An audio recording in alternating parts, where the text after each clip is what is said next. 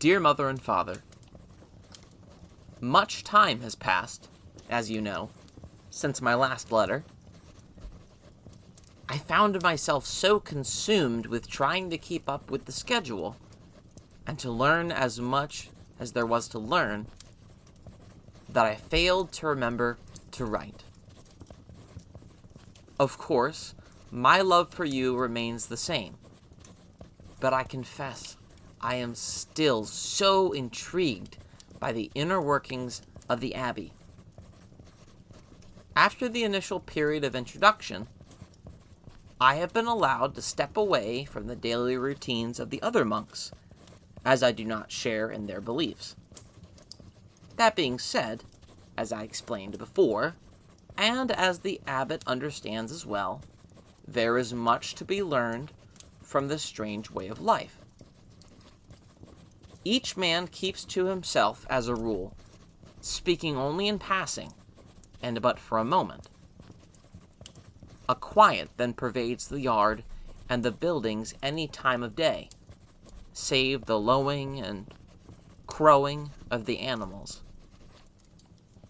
All keep strict regimens, are up at the wee hours in prayer, and strive to keep always some script or prayer at their lips. Or so is the directive of the Abbey and its abbot. It seems there is some monastic order which lays down the rules which govern the Abbey. Whether that order still exists, or the rules were written and disseminated by followers long ago, I have not a clue.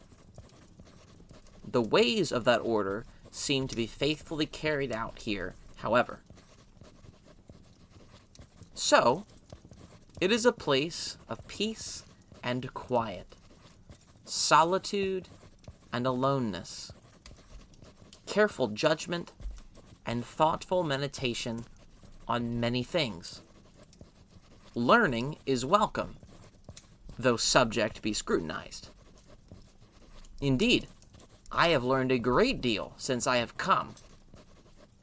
When there is comparatively little to do for a monk except to focus on his spiritual life, there is much time for other contemplation, discovery, and more. Indeed, of particular interest to me has been the discovery that there is a handful of skilled scribesmen and artists among the greater band. Brother Peach directed me about the in-house museum of historical, landscape, and religious paintings and sculptures. Stunning displays of the abilities of the men I am surrounded by each and every day.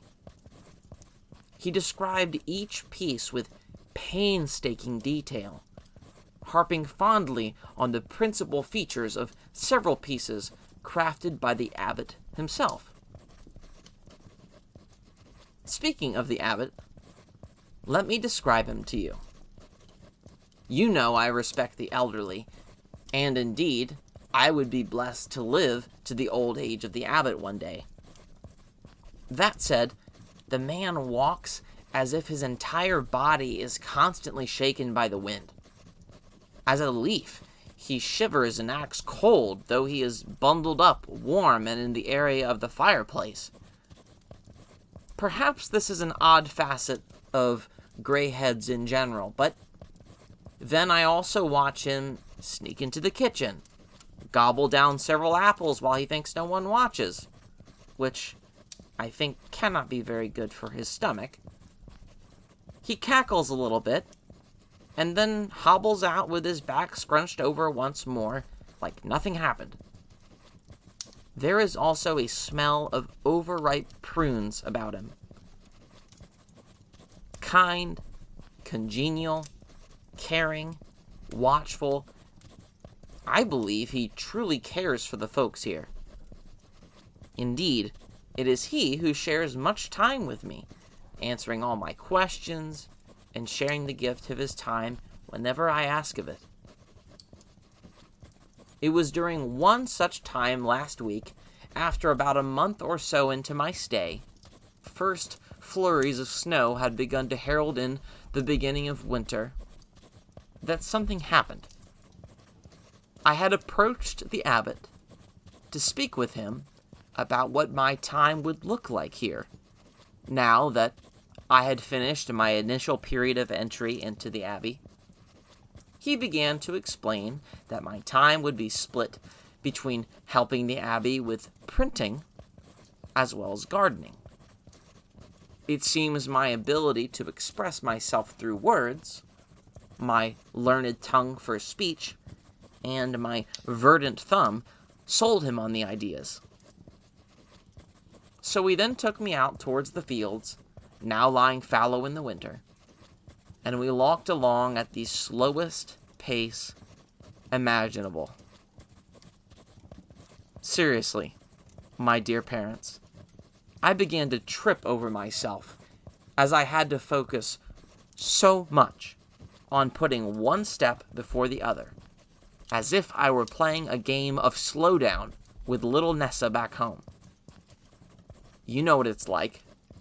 You know the way something is to be done, such as writing with one of your hands. Nothing could be simpler. And yet, when you actually sit down to consider how it's done, or to explain its mysteries to those who would learn the skill, you find yourself fumbling, as if a man seasick aboard a sailing vessel. So as we walked, I asked the man I walked with, the abbot, of course, if I could help him by taking his arm, thinking I could help us speed up a little bit. I meant no harm in asking. I was only trying to help. He did not answer, but merely nodded his head as his hard, ragged breathing continued, like he always does. Or, at least, I thought he seemed to nod his head. So, I reached out and lightly tapped his upper arm with my fingers to begin helping him along. The moment I touched him, the abbot tipped over, falling to the tilled, hard earth and onto his face.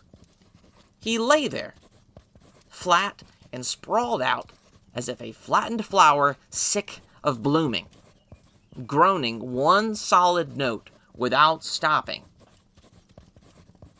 Have you heard the cows at their lowest pitch when they are tired? Imagine that, but as from a wispy reed of a man. Within seconds, a cacophony of other monks appeared, stretchers in hand, seeking his permission to lift him onto a gurney. I was too stunned to say anything, and so embarrassed, not even sure how to think about what the others must imagine have happened. I am sure I heard one of the men cry out, "Has the newcomer slain your grace?" And each time they asked, he said nothing but that unchanging tone, till the men were confused. One man thought they should dig a seat of the earth for him to sit upon, as he had still not risen from his position spread against the soil. But then it was that one of the older fellows, Brother Hank by name, spoke out with a solemn voice. "Let us carry the earth under him, as well as him." So saying, all, besides myself, who spake nothing, curious at the spectacle, like the time I watched a fly get burned alive in a torch, all agreed to the measured idea, agreeing it was a good one. So, they began to shovel the dirt below him onto the gurney, trying not to nick his frame with the shovels they hastily gathered from somewhere nearby. It was all so fast. I believe they intended to so lift the abbot onto the stretcher, he providing his own noise as if to add dramatic flair to the scene. But the abbot, of course, only sank deeper into the earth as their shovels dug further underneath him. I returned to the Abbey, unsure what to say or do. Last I checked, After entering the Abbey chapel, I could only see the tops of their heads from the window out in the field. Such was the depth of the hole they had dug in the field, trying to rescue the abbot, still sinking further beneath their shovels. Still, the men were puzzling how to get the abbot out when the abbot would not answer their entreaties, laying there at their feet. So odd. Anyway. Later that night, as I stole a trip to the kitchen for a bite of a sweet, when no one else would be around, I passed the abbot, another apple in his hand, face covered in dirt, and smiling, ear to ear, avoiding eye contact with me, but none the worse for wear. He did not seem angry, but I could not be sure without him saying anything. My dear parents, it is night out. Again, as so often, I hear the monks chanting again, as I do the tolling of the bell of the 8th hour. Whatever happens, know you are nearest to me as at any other time. I welcome the thought of you whenever it comes. Please encourage little Ben with his studies.